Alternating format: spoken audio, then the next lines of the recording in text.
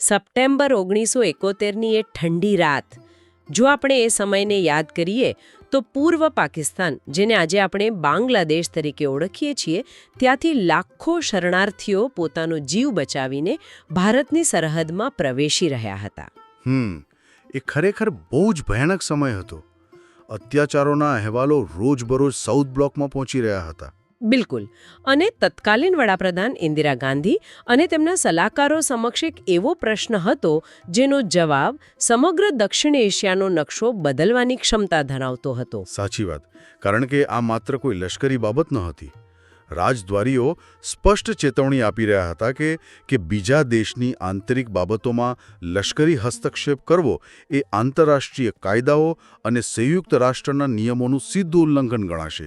અરે, પણ બીજી તરફ જુઓ તો લશ્કરી અધિકારીઓ અને ગુપ્તચર એજન્સીઓનું માનવું હતું કે લાખો શરણાર્થીઓનો આ અસહ્ય આર્થિક બોજ અને સરહદ પરની અસ્થિરતા એ ખુદ ભારતની રાષ્ટ્રીય સુરક્ષા માટે ગંભીર ખતરો બની રહી હતી. અને આ જ પરિસ્થિતિ આંતરરાષ્ટ્રીય સંબંધોનું એક ઉત્તમ ધર્મસંકટ પૂરું પાડે છે. મતલબ, જો તમે આંતરરાષ્ટ્રીય કાયદાઓ અને દેશોની સંપ્રભુતાના નિયમોનું ચુસ્તપણે પાલન કરો તો પડોશમાં થઈ રહેલા માનવાધિકારના ભંગ અને પોતાની રાષ્ટ્રીય સુરક્ષાના જોખમને તમારે મૂંગા મોઢે જોતા રહેવું પડે. એકદમ સાચું.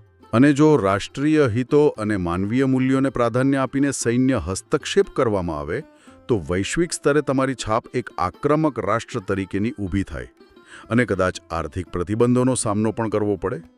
અને ઇતિહાસ સાક્ષી છે કે ભારતે હસ્તક્ષેપ કર્યો. બાંગ્લાદેશ મુક્તિ સંગ્રામ નિર્ણાયક તબક્કે પહોંચ્યો. આ ઘટનાએ એ સાબિત કર્યું કે વિદેશ નીતિ ક્યારેય કોઈ એક સીધી રેખામાં નથી ચાલતી. જી, બિલકુલ.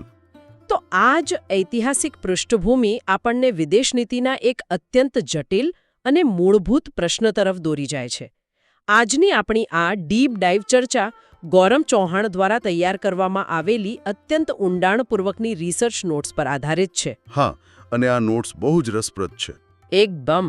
આખો વિમર્શ એ સવાલની આસપાસ ફરે છે કે કોઈપણ રાષ્ટ્રએ નૈતિક સિદ્ધાંતો અને આંતરરાષ્ટ્રીય કાયદાઓને પ્રાધાન્ય આપવું જોઈએ કે પછી પોતાના રાષ્ટ્રીય હિતો અને વ્યૂહાત્મક વાસ્તવિકતાઓને.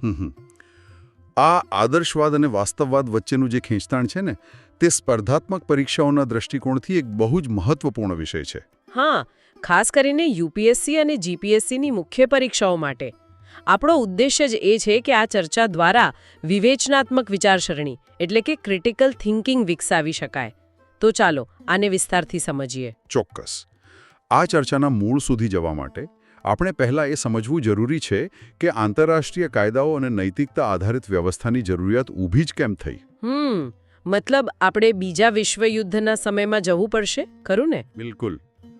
બીજા વિશ્વયુદ્ધ દરમિયાન દુનિયાએ જે ઔદ્યોગિક સ્તરનો વિનાશ અને નરસંહાર જોયો, ત્યારબાદ આંતરરાષ્ટ્રીય સમુદાય સમક્ષ એ એકદમ સ્પષ્ટ થઈ ગયું હતું કે જો ભવિષ્યમાં આવા સંઘર્ષોને રોકવા હશે તો શક્તિશાળી દેશોની આક્રમકતા પર કોઈક પ્રકારનો કાનૂની અને નૈતિક અંકુશ લગાવવો જ પડશે.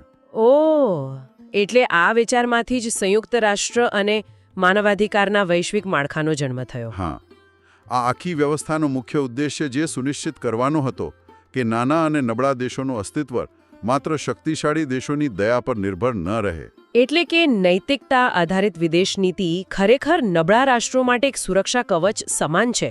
અને જો ભારતની ઐતિહાસિક ભૂમિકા જોઈએ તો આદર્શવાદનો પ્રભાવ બહુ સ્પષ્ટ દેખાય છે. કઈ રીતે? જુઓ, આઝાદી પછીના શરૂઆતના દાયકાઓમાં જ્યારે ભારત આર્થિક રીતે નબળું હતું અને કોઈ મોટી લશ્કરી તાકાત પણ નહોતું, ત્યારે પણ વૈશ્વિક મંચ પર ભારતે એક નૈતિક આવાજ તરીકે સ્થાપિત થવાનો પ્રયાસ કર્યો હતો. હા, જવાહરલાલ નહેરુના સમયની બિનજોડાણવાદી ચળવળ એટલે કે નોન અલાઇન્ડ મૂવમેન્ટ આનું શ્રેષ્ઠ ઉદાહરણ છે. બરાબર. શીત યુદ્ધના એ પ્રારંભિક તબક્કામાં જ્યારે આખી દુનિયા બે મહાસત્તાઓ પાછળ લશ્કરી જૂથોમાં વહેંચાઈ રહી હતી, ત્યારે ભારતે કોઈ પણ જૂથમાં જોડાવાનો ઇનકાર કર્યો. અને આ માત્ર કોઈ તટસ્થતા ન હતી, પરંતુ એક સક્રિય નૈતિક પસંદગી હતી. સાચી વાત છે. ભારતે સંસ્થાનવાદનો વિરોધ કર્યો, પરમાણુ નિશસ્ત્રીકરણની સતત માંગ કરી અને દક્ષિણ આફ્રિકામાં રંગભેદની નીતિ સામે સૌથી પહેલો અને સૌથી મજબૂત અવાજ ઉઠાવ્યો હતો. અને ખાસ વાત એ છે કે આ બધા નિર્ણયો પાછળ કોઈ સીધો આર્થિક કે લશ્કરી સ્વાર્થ નહોતો, પણ તે એક આદર્શવાદી વિશ્વ વ્યવસ્થા ઊભી કરવાનો પ્રયાસ હતો. પણ અહીં એક સવાલ એ થાય છે કે શું આ નૈતિકતાની નીતિ માત્ર આદર્શ વાતો પૂરતી જ સીમિત હતી? કારણ કે ગૌરવ ચૌહાણની નોટ્સમાં સ્પષ્ટ છે કે આ નૈતિક વલણને કારણે નવા સ્વતંત્ર થયેલા દેશોમાં ભારતની શાખ ખૂબ વધી ગઈ હતી. હા, ગ્લોબલ સાઉથના દેશો ભારત તરફ એક નેતા તરીકે જોતા હતા. મતલબ આ નૈતિકતાએ ખરેખર ભારતને એક પ્રકારની સોફ્ટ પાવર આપી, જેનાથી આંતરરાષ્ટ્રીય મંચ પર ભારતનું વજન તેની વાસ્તવિક આર્થિક તાકાત કરતાં ઘણું વધારે પડતું હતું. એકદમ સાચું. પણ હું એક એનાલોજી આપવા માંગુ છું. આ આખી જે આદર્શવાદી વ્યવસ્થા છે ને, તેમાં એક બહુ મોટી મૂળભૂત ખામી છે. ખામી? કેવી ખામી? આંતરરાષ્ટ્રીય કાયદાઓ એક વૈશ્વિક ટ્રાફિક સિગ્નલ જેવા છે. તે અકસ્માતો અને યુદ્ધો અટકાવવા માટે ડિઝાઇન કરાયા છે. સાચી વાત. પણ સૌથી મોટી મુશ્કેલી એ છે કે જ્યારે કોઈ મહાસત્તા લાલ સિગ્નલ તોડે છે, ત્યારે તેની પાસે દંડ વસૂલવા માટે કોઈ ગ્લોબલ ટ્રાફિક પોલીસ અસ્તિત્વ ધરાવતી જ નથી. વાહ! અહીં રસપ્રદ બાબત એ છે કે આંતરરાષ્ટ્રીય રાજકારણનું આ જ સૌથી મોટું કડવું સત્ય છે. બરાબર ને? હા, કારણ કે સ્થાનિક સ્તરે દેશની અંદર સરકાર અને ન્યાયતંત્ર હોય છે જે કાયદાનો અમલ કરાવે છે, પરંતુ દુનિયાના નકશા પર કોઈ એવી સર્વોચ્ચ સત્તા નથી જે બધા સાર્વભૌમ દેશો પર નિયંત્રણ રાખી શકે. એટલે કોઈ ગ્લોબલ પોલીસ નથી. બિલકુલ. અને જ્યારે આ વ્યવસ્થા નિષ્ફળ જાય છે, ત્યારે આદર્શવાદ પાછળ ધકેલાઈ જાય છે અને વાસ્તવવાદ એટલે કે રિયાલિઝમનું વર્ચસ્વ શરૂ થાય છે. થોમસ હોબ્સ જેવા રાજકીય ચિંતકોએ બહુ સ્પષ્ટપણે વર્ણવ્યું છે કે જ્યારે કોઈ સર્વોચ્ચ સત્તા ન હોય, એટલે કે અરાજકતાની સ્થિતિ હોય, ત્યારે દરેક દેશ માટે પોતાનું અસ્તિત્વ ટકાવી રાખવું એ જ સર્વોચ્ચ પ્રાથમિકતા બની જાય છે. એટલે વાસ્તવવાદીઓનું એવું માનવું છે કે નૈતિક મૂલ્યો ભલે સાંભળવામાં સારા લાગે, પણ રાષ્ટ્રીય સુરક્ષાના ભોગે તેનું પાલન કરવું એ આત્મઘાતી સાબિત થઈ શકે છે. ચોક્કસ. જો કોઈ દેશ દુનિયાની નજરમાં માત્ર સારા દેખાવા માટે પોતાના વ્યૂહાત્મક હિતોનું બલિદાન આપે છે, તો સ્પર્ધાત્મક અને નિર્દયી ભૌગોળિક રાજકારણમાં તે પોતાનું જ પતન નોતરે છે. તો શું ભારતના પોતાના ઇતિહાસમાં એવા નિર્ણયો લેવાયા છે જ્યાં આદર્શવાદને બાજુ પર મૂકવો પડ્યો હોય? અરે, એવા અનેક નિર્ણાયક વળાંકો આવ્યા છે. શીત યુદ્ધ દરમિયાનની ઘટનાઓ જોઈ લો. અચ્છા. હા, જ્યારે સોવિયત યુનિયને હંગેરી કે ચેકોસ્લોવાકિયામાં લશ્કરી હસ્તક્ષેપ કર્યો, જે સ્પષ્ટપણે આંતરરાષ્ટ્રીય કાયદાઓ વિરુદ્ધ હતું, ત્યારે ભારતે જાહેરમાં સોવિયત યુનિયનની આખરી ટીકા કરવાનું ટાળ્યું હતું. એક મિનિટ. તો આનો અર્થ શું છે? શું આ તો એક પ્રકારનો બેવડો માપદંડ ન કહેવાય? લોકો એવું કહી શકે, પણ મતલબ એક તરફ આપણે સંસ્થાનવાદ અને આક્રમકતાનો વિરોધ કરીએ અને બીજી તરફ જ્યારે આપણો મિત્ર દેશ એવું કરે ત્યારે આપણે મૌન રહીએ, તો આમાં નૈતિકતા ક્યાં ગઈ? શું નૈતિકતા માત્ર દેખાડો છે અને જ્યારે મુશ્કેલી આવે ત્યારે આપણે ફક્ત આપણા સ્વાર્થનું જ વિચારીએ છીએ? જુઓ, આ જ તો વાસ્તવવાદની જટિલતા છે. ભારતે એ સમયે મૌન રાખ્યું કારણ કે તે સંપૂર્ણ વ્યૂહરચનાત્મક જરૂરિયાત હતી. કેવી રીતે? આંતરરાષ્ટ્રીય મંચ પર, ખાસ કરીને યુનાઇટેડ નેશન્સ સિક્યોરિટી કાઉન્સિલમાં, કાશ્મીર મુદ્દે સોવિયત યુનિયનનો વીટો પાવર ભારત માટે એકમાત્ર કવચ હતો. પશ્ચિમી દેશોનું વલણ ત્યારે પાકિસ્તાન તરફી હતું. સમજી. આવા સંજોગોમાં ભારત માટે પોતાની રાષ્ટ્રીય સુરક્ષા અને કાશ્મીર પરના પોતાના દાવાને સુરક્ષિત રાખવો એ કોઈ પણ અમૂર્ત નૈતિક સિદ્ધાંત કરતાં વધુ અગત્યનું હતું.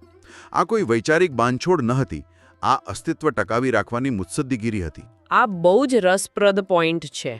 અને ગૌરવ ચૌહાણની નોટ્સમાં જે બીજું ઉદાહરણ છે 1998ના પરમાણુ પરીક્ષણોનું, તે પણ આ વાત માટે એટલું જ લાગુ પડે છે. બિલકુલ લાગુ પડે છે. દાયકાઓ સુધી ભારતે વૈશ્વિક પરમાણુ નિશસ્ત્રીકરણની હિમાયત કરી, નૈતિક ઉચ્ચ ભૂમિકા પરથી દુનિયાને હથિયારો મૂકવાની સલાહ આપી, પણ જ્યારે ખરેખર સમય આવ્યો ત્યારે ભારતે પોખરણમાં પરમાણુ બોમ્બનું પરીક્ષણ કર્યું. હા, અને એ નિર્ણય સહેલો નહોતો. સાચી વાત. કારણ કે આ પગલાંથી ભારત પર આકરા આર્થિક પ્રતિબંધો આવ્યા અને વૈશ્વિક કાયદાઓ જેમ કે પરમાણુ અપ્રસાર સંધિ, જેને આપણે NPT કહીએ છીએ, તેનો વિરોધ પણ નોંધાયો. તો સવાલ એ થાય કે જો ભારતે શરૂઆતથી જ નૈતિકતાની વાત કરી હતી, તો અચાનક આટલો મોટો વાસ્તવવાદી નિર્ણય કેમ લેવો પડ્યો? બહુ જ સીધો જવાબ છે આનો. કારણ કે નૈતિકતા દેશની સરહદોનું રક્ષણ નથી કરી શકતી. ભારતના પડોશમાં 2 પ્રતિકૂળ રાષ્ટ્રો છે, જેમાંથી ચીન પહેલેથી જ પરમાણુ સત્તા ધરાવતું હતું અને પાકિસ્તાન તે દિશામાં ઝડપથી આગળ વધી રહ્યું હતું. હા, એ એક મોટો ખતરો હતો. અને આ ઉપરાંત NPT જેવી સંધિઓ મૂળભૂત રીતે ભેદભાવપૂર્ણ હતી. તે વિશ્વને પરમાણુ હથિયાર ધરાવતા દેશો અને ન ધરાવતા દેશો એમ 2 વર્ગમાં વહેંચતી હતી. ભારતે બહુ સ્પષ્ટ રીતે સમજ્યું કે જો આ ભેદભાવપૂર્ણ વૈશ્વિક કાયદાઓનું પાલન કરવામાં આવશે તો દેશ કાયમી ધોરણે સુરક્ષાની દ્રષ્ટિએ નબળો પડી જશે. એટલે કે આર્થિક પ્રતિબંધોનું જોખમ ઉઠાવીને પણ પરમાણુ પરીક્ષણ કરવું પડ્યું. હા, તે નૈતિકતા પર રાષ્ટ્રીય સુરક્ષાનો સ્પષ્ટ વિજય હતો. શક્તિના સંતુલન વિના ક્યારેય શાંતિ સ્થાપી શકાતી નથી. આ બધું સાંભળીને તો કોઈ પણ એવા તારણ પર આવી શકે કે આંતરરાષ્ટ્રીય રાજકારણમાં આદર્શવાદ અને વાસ્તવવાદ બંને એકદમ અલગ અલગ છેરા છે. ક્યાં તો તમે નિયમોનું પાલન કરો છો, ક્યાં તો તમે સ્વાર્થ માટે નિયમો તોડો છો. પણ શું ખરેખર આવું છે? જુઓ, મતલબ શું કોઈ દેશ માત્ર સ્વાર્થ કે માત્ર નૈતિકતાના સહારે આગળ વધી શકે? આજના 21મી સદીના વૈશ્વિક માળખામાં આ બંનેનું સંતુલન ક્યાં છે? જો આપણે આને મોટા ચિત્ર સાથે જોડીએ તો જણાશે કે આજના સમયમાં આ શ્યામ અને શ્વેત વિભાજન કામ નથી કરતું. એટલે કે બ્લેક એન્ડ વ્હાઇટ નથી રહ્યું હવે બધું. બિલકુલ નહીં. આજના અત્યંત ગ્લોબલાઇઝ્ડ અને એકબીજા સાથે જોડાયેલા વિશ્વમાં નૈતિકતા અને સ્વાર્થ વચ્ચેની ભેદરેખા એકદમ ધૂંધળી થઈ ગઈ છે. વેપાર, ટેકનોલોજી, ઊર્જાની સપ્લાય ચેન અને નાણાકીય પ્રણાલીઓ એટલી હદે ગૂંથાયેલી છે કે કોઈપણ દેશ સંપૂર્ણપણે એકલો પડીને વાસ્તવવાદી રમત ન રમી શકે. સાચી વાત. માત્ર બળપ્રયોગથી દેશ અલગ-થલગ થઈ જાય છે અને માત્ર નૈતિકતાથી તે શોષણનો શિકાર બને છે. અને કદાચ એટલે જ ભારતની વર્તમાન વિદેશ નીતિ એક નવા જ ખ્યાલ પર કામ કરી રહી છે, જેને આપણે મલ્ટી અલાઇનમેન્ટ અથવા બહુ જોડાણની નીતિ કહીએ છીએ. પણ અહીં એક શંકા ઉદ્ભવે છે. શું શંકા છે? શું આ મલ્ટી અલાઇનમેન્ટ માત્ર તકવાદ માટેનો એક નવો સભ્ય શબ્દ નથી? મતલબ, એક તરફ ભારત અમેરિકા સાથે સંરક્ષણ અને સેમિકન્ડક્ટર જેવી ક્રિટિકલ ટેકનોલોજી પર સહયોગ કરે છે અને બીજી તરફ પશ્ચિમી દેશોના કડક પ્રતિબંધો છતાં રશિયા પાસેથી સસ્તા દરે ક્રૂડ ઓઇલ ખરીદે છે. તો શું આનાથી આંતરરાષ્ટ્રીય ભાગીદારોમાં ભારતની વિશ્વસનીયતા પર સવાલ નથી ઊભા થતા? જુઓ, તમારો આ સવાલ વ્યાજબી છે, પરંતુ વિદેશ નીતિમાં તેને તકવાદ નહીં પણ વ્યૂહાત્મક સ્વાયત્તતા એટલે કે સ્ટ્રેટેજિક ઓટોનોમી કહેવામાં આવે છે. અચ્છા, સ્ટ્રેટેજિક ઓટોનોમી. હા, જ્યારે ભારત રશિયા પાસેથી ક્રૂડ ઓઇલ ખરીદે છે ત્યારે તેનો સીધો ઉદ્દેશ્ય પોતાના દેશમાં ફુગાવાને કાબૂમાં રાખવાનો અને ઊર્જા સુરક્ષા જાળવવાનો છે. આ એક કઠોર રાષ્ટ્રીય હિત છે. દેશના લોકો માટે એ જરૂરી છે. પણ સાથે સાથે ભારત પશ્ચિમી દેશો સાથેની ભાગીદારી પણ નથી તોડતું, કારણ કે ચીનના વધતા જતા પ્રભાવને સંતુલિત કરવા માટે ઇન્ડો પેસિફિક ક્ષેત્રમાં અમેરિકા અને અન્ય સહયોગીઓની એટલી જ જરૂર છે. મલ્ટી અલાઇનમેન્ટનો અર્થ એ છે કે કોઈ એક જૂથની છાવણીમાં કાયમી કેદી બનવા કરતાં અલગ અલગ મુદ્દાઓ પર રાષ્ટ્રીય હિત મુજબ અલગ અલગ ભાગીદારો સાથે કામ કરવું. વાહ, આ સંતુલન બહુ જ બારીકાઈથી જાળવવું પડે. અને ગૌરવ ચૌહાણની નોટ્સમાં દરિયાઈ સુરક્ષાના મુદ્દા પર આ વાત બહુ સ્પષ્ટ રીતે સમજાવેલી છે. જી, બિલકુલ. નોટ્સમાં ઉલ્લેખ છે તેમ ભારત એક તરફ હિન્દ મહાસાગર અને દક્ષિણ ચીન સાગરમાં UN ક્લોઝ એટલે કે સમુદ્રના કાયદાના કડક પાલનની માંગ કરે છે. ભારત એ વાત પર ભાર મૂકે છે કે દરિયામાં નેવિગેશનની સ્વતંત્રતા હોવી જોઈએ અને આંતરરાષ્ટ્રીય કાયદાઓ સર્વોપરી છે. આ ભારતનું નૈતિક અને કાયદાકીય વલણ છે. બરાબર. પણ શું માત્ર કાયદાના પુસ્તકો ચીનની વધતી જતી આક્રમકતાને રોકી શકે? અરે બિલકુલ નહીં. અને ભારત આ વાસ્તવિકતા બહુ સારી રીતે જાણે જ છે. માત્ર આંતરરાષ્ટ્રીય કાયદાના ભરોસે બેસી રહેવાના બદલે ભારત સમાંતર રીતે પોતાની નૌકાદળ એટલે કે નેવીની ક્ષમતામાં જંગી વધારો કરી રહ્યું છે. સાચી વાત. નવા એરક્રાફ્ટ કેરિયર્સ અને સબમરીન. હા, નવા એરક્રાફ્ટ કેરિયર્સ, પરમાણુ સબમરીન અને અત્યાધુનિક રડાર સિસ્ટમ્સ તૈનાત કરવામાં આવી રહી છે. જો કોઈ વિરોધી દેશ આંતરરાષ્ટ્રીય દરિયાઈ કાયદાનું ઉલ્લંઘન કરે તો તમારી પાસે તેને રોકવા માટે વાસ્તવિક લશ્કરી તાકાત હોવી અનિવાર્ય છે. શક્તિ વિના કાયદો માત્ર એક કાગળનો ટુકડો બની રહે છે. એકદમ સચોટ વાત કરી. અને આબોહવા પરિવર્તન એટલે કે ક્લાઇમેટ ચેન્જ પર ભારતનું વલણ પણ આદર્શવાદ અને વાસ્તવવાદના મિશ્રણનું બીજું એક શ્રેષ્ઠ ઉદાહરણ પૂરું પાડે છે. જી, કેવી રીતે? જુઓ, આંતરરાષ્ટ્રીય મંચ પર ભારત પેરિસ એગ્રીમેન્ટનું સમર્થન કરે છે, રિન્યુએબલ એનર્જીના મોટા લક્ષ્યાંકો સ્થાપિત કરીને ભારત બતાવે છે કે તે પૃથ્વીના ભવિષ્ય પ્રત્યે નૈતિક રીતે જવાબદાર છે. પણ જ્યારે કાર્બન ઉત્સર્જન ઘટાડવા માટે કડક મર્યાદાઓ લાદવાની વાત આવે છે, ત્યારે ભારતનો સૂર થોડો બદલાઈ જાય છે. હા, કારણ કે ત્યાં ક્લાઇમેટ જસ્ટિસ એટલે કે આબોહવા ન્યાયની પદ્ધતિ અમલમાં આવે છે. હા, બિલકુલ. ભારત દલીલ કરે છે કે પશ્ચિમી દેશોએ ઔદ્યોગિક ક્રાંતિ દરમિયાન કાર્બન ઉત્સર્જન કરીને પર્યાવરણને સૌથી વધુ નુકસાન પહોંચાડ્યું છે અને પોતાનો આર્થિક વિકાસ સાધ્યો છે. હવે વારો આપણો છે. એક્ઝેક્ટલી. હવે જ્યારે વિકાસશીલ દેશો જેમ કે ભારત પોતાના કરોડો નાગરિકોને ગરીબીમાંથી બહાર કાઢવા માટે ઉદ્યોગો સ્થાપી રહ્યા છે, ત્યારે તેમને ઉત્સર્જન ઘટાડવાના નામે રોકી શકાય નહીં. ભારત પર્યાવરણની નૈતિક જવાબદારી સ્વીકારે છે, પણ પોતાના આર્થિક વિકાસના વાસ્તવવાદી હિતો સાથે કોઈ બાંધછોડ કરતું નથી. એટલે ઐતિહાસિક જવાબદારીનો સિદ્ધાંત આગળ કરીને ભારત વિકસિત દેશો પાસેથી આર્થિક અને ટેકનોલોજીકલ સહાયની માંગ કરે છે. સાચી વાત. અત્યાર સુધીની ચર્ચા પરથી એવું સ્પષ્ટ થાય છે કે આ સંતુલન માત્ર કોઈ આધુનિક રાજદ્વારી વ્યૂહરચના નથી, પણ તેના મૂળ ભારતના પ્રાચીન તત્વજ્ઞાનમાં ઊંડે સુધી જડાયેલા છે. બહુ સાચી વાત કરી. સ્પર્ધાત્મક પરીક્ષાઓની તૈયારી કરતા વિદ્યાર્થીઓ માટે જેઓ મુખ્ય પરીક્ષાના જવાબો લખવાના છે, તેમના માટે આ વિશ્લેષણ અત્યંત ઉપયોગી થઈ શકે છે, કારણ કે આ કોઈ નવો કન્સેપ્ટ નથી. બરાબર.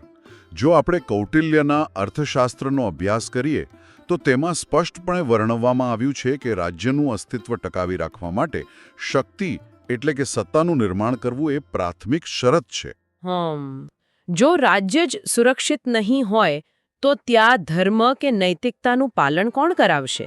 પરંતુ કૌટિલ્ય એ પણ નોંધે છે કે આ શક્તિનો ઉપયોગ માત્ર શાસકના અહંકાર સંતોષવા માટે નહીં, પણ પ્રજાના કલ્યાણ અને સુરક્ષા માટે થવો જોઈએ. વાહ! આ દર્શાવે છે કે સત્તા અને નૈતિકતા એકબીજાના વિરોધી નથી, પણ સત્તા એ નૈતિકતાની રક્ષા માટેનું માધ્યમ છે. એકદમ. અને આની સાથે જ વસુધૈવ કુટુંબકમ ની આપની પ્રાચીન વિભાવના પણ જોડાયેલી છે, જેનો અર્થ થાય છે સમગ્ર વિશ્વ એક પરિવાર છે. આ વિચાર જ ભારતની સાચી સોફ્ટ પાવરનો પાયો છે. આંતરરાષ્ટ્રીય સ્તરે ભારતની ઓળખ એક જીવંત લોકશાહી, સ્વતંત્ર ન્યાયતંત્ર અને કાયદાના શાસનને માન આપતા દેશ તરીકેની છે. અને આ બહુ મોટો ફાયદો આપે છે. હા, કારણ કે જ્યારે કોઈ દેશ પાસે આ પ્રકારની નૈતિક મૂડી હોય છે, ત્યારે અન્ય દેશોને તેની સાથે ભાગીદારી કરવામાં સુરક્ષાનો અનુભવ થાય છે. સત્તાવાદી શાસન ધરાવતા દેશોની તુલનામાં લોકશાહી દેશો સાથે કરારો કરવા વૈશ્વિક સમુદાયને વધુ આકર્ષક લાગે છે. એટલે કે નૈતિકતા પોતે જ એક વ્યૂહાત્મક હથિયાર બની જાય છે, જેનો ઉમેદવારો પોતાના નિબંધોમાં ખૂબ સારી રીતે ઉપયોગ કરી શકે છે. બિલકુલ. આ જ વિવેચનાત્મક વિચારસરણી આખા વિમર્શનો નિષ્કર્ષ છે. જો કોઈ દેશ આંતરરાષ્ટ્રીય નિયમોને સતત અને ખુલ્લેઆમ તોડે છે, તો ટૂંકા ગાળા માટે ભલે તેને લશ્કરી કે આર્થિક ફાયદો દેખાય, પરંતુ લાંબા ગાળે તે પોતાની વિશ્વસનીયતા ગુમાવી બેસે છે. તેને રાજદ્વારી અલગતા, આર્થિક પ્રતિબંધો અને વૈશ્વિક અવિશ્વાસનો સામનો કરવો પડે છે, જે અંતે તેની પોતાની જ રાષ્ટ્રીય શક્તિને ક્ષીણ કરી નાખે છે. સાચી વાત. તો આ વિસ્તૃત ડીપ ડાઇવ ચર્ચા અને નોંધાયેલા તથ્યોના આધારે જો ગૌરવ ચૌહાણની નોટ્સના મુખ્ય મુદ્દાઓનો સારાંશ કાઢવો હોય તો તે 3 મૂળભૂત સિદ્ધાંતોમાં વિભાજિત કરી શકાય. બરાબર. પહેલો સિદ્ધાંત એ છે કે માત્ર આદર્શવાદના આધારે આજની સ્પર્ધાત્મક દુનિયામાં ટકી શકાતું નથી. કોઈ રાષ્ટ્ર ગમે તેટલા ઉચ્ચ નૈતિક મૂલ્યો ધરાવતું હોય, પરંતુ રાષ્ટ્રીય સુરક્ષા અને અસ્તિત્વ ટકાવી રાખવા માટે વાસ્તવિકતાનો સામનો કરીને કઠોર નિર્ણયો લેવા જ પડે છે. અને બીજો સિદ્ધાંત એ છે કે નૈતિકતા વિનાની માત્ર શક્તિનો ઉપયોગ દેશને થોડા સમયમાં જ વૈશ્વિક નકશા પર એકલો પાડી દે છે. જ્યારે માત્ર નૈતિકતા અને નિયમોની વાતો કરતો દેશ જો પોતાની શક્તિ ન વધારે તો તે માત્ર મંચ પર પ્રવચન આપવા પૂરતો સીમિત રહી જાય છે. વૈશ્વિક નિર્ણયો પર તેનો કોઈ પ્રભાવ પડતો નથી. અને ત્રીજો અને સૌથી નિર્ણાયક સિદ્ધાંત એ છે કે સાચી મુત્સદ્દીગીરી, સાચી ડિપ્લોમસી એટલે નૈતિક વિશ્વસનીયતા અને વ્યૂહાત્મક ક્ષમતા વચ્ચેનું અત્યંત સચોટ સંતુલન. એક જવાબદાર મહાસત્તા તરીકે ઉભરી રહેલા રાષ્ટ્રે પોતાના હિતોનું રક્ષણ કરવા માટે પૂરતી શક્તિ વિકસાવવી પડે છે અને તે જ સમયે વૈશ્વિક વ્યવસ્થાને સ્થિર રાખવા માટે આંતરરાષ્ટ્રીય કાયદાઓ પ્રત્યે કટિબદ્ધતા પણ દર્શાવવી પડે છે. અને ભવિષ્યની વૈશ્વિક વ્યવસ્થામાં આ સંતુલન વધુને વધુ જટિલ બનતું જ જશે, કારણ કે સત્તાના નવા કેન્દ્રો ઉભરી રહ્યા છે અને આંતરરાષ્ટ્રીય સંસ્થાઓનું માળખું હવે જૂનું પડી રહ્યું છે. આજની આ ડીપ ડાઇવમાં આપણે 1971ની ઐતિહાસિક ઘટનાથી લઈને પરમાણુ પરીક્ષણો, મલ્ટી એલાઇનમેન્ટ અને આબોહવા પરિવર્તન જેવા મુદ્દાઓ પર ઊંડાણપૂર્વક ચર્ચા કરી. પરંતુ અંતમાં એક વિચારવા લાયક પ્રશ્ન ઊભો થાય છે. શું પ્રશ્ન છે? આજે આપણે જમીન, સમુદ્ર અને પર્યાવરણના કાયદાઓ વિશે વાત કરી રહ્યા છીએ. પરંતુ વિચારો, ભવિષ્યમાં જ્યારે આર્ટિફિશિયલ ઇન્ટેલિજન્સ એટલે કે એઆઈનો વ્યાપ અકલ્પનીય રીતે વધશે, સાયબર સ્પેસમાં યુદ્ધો લડાશે અને અવકાશ સંશોધન એટલે કે ડીપ સ્પેસ એક્સપ્લોરેશનમાં ખનિજો માટેની દોડ શરૂ થશે, આ બધા એવા ક્ષેત્રો છે જ્યાં હજુ સુધી કોઈ સ્પષ્ટ આંતરરાષ્ટ્રીય કાયદાઓ કે સરહદો અસ્તિત્વમાં જ નથી. ઓહ, આ તો સંપૂર્ણપણે ખાલી પડેલી નવી જગ્યાઓ છે. બિલકુલ. જ્યારે આવા નવા ક્ષેત્રોમાં સત્તા સ્થાપિત કરવાની હરીફાઈ શરૂ થશે, ત્યારે ભારતનું વલણ શું હશે? શું ભૌગોલિક રાજકારણના ઇતિહાસનું પુનરાવર્તન થશે અને દેશો પહેલા પોતાની લશ્કરી કે ટેકનોલોજીકલ સત્તા સ્થાપિત કરવા દોડશે? કે પછી આ વખતે ભારત પોતાના નૈતિક પાયાના આધારે શરૂઆતથી જ આ નવા ક્ષેત્રો માટે માનવતાવાદી અને સમાન કાયદાઓ ઘડવામાં આખી દુનિયાનું નેતૃત્વ કરશે? આ ખરેખર વિચારવા જેવો પ્રશ્ન છે. આદર્શવાદ અને વાસ્તવવાદની આ રમત નવા મેદાનો પર કેવી રીતે રમાશે તે આવનારા સમયનો સૌથી મોટો સવાલ બની રહેશે. ચોક્કસ. આ ઊંડાણપૂર્વકની ચર્ચા સ્પર્ધાત્મક પરીક્ષાઓના દૃષ્ટિકોણથી આંતરરાષ્ટ્રીય સંબંધોનું વિશ્લેષણ કરવા માટે વિદ્યાર્થીઓને એક નવી અને મજબૂત વૈચારિક સ્પષ્ટતા પ્રદાન કરશે. આશા છે કે આ સત્ર વૈશ્વિક રાજકારણની ગૂંચવણોને સમજવામાં ઉપયોગી સાબિત થયું હશે. યુપીએસસી અને જીપીએસસી માટે આવા વધુ નિબંધો અને સત્રો માટે જોડાયેલા રહો અને ગૌરવ ફોર ઇન્ડિયા યુટ્યુબ ચેનલને સબસ્ક્રાઇબ કરવાનું ચૂકશો નહીં. ફરી મળીશું એક નવા વિષય અને નવા વિશ્લેષણ સાથે. ત્યાં સુધી વૈશ્વિક ઘટનાઓ પાછળના ખરા કારણો શોધતા રહો.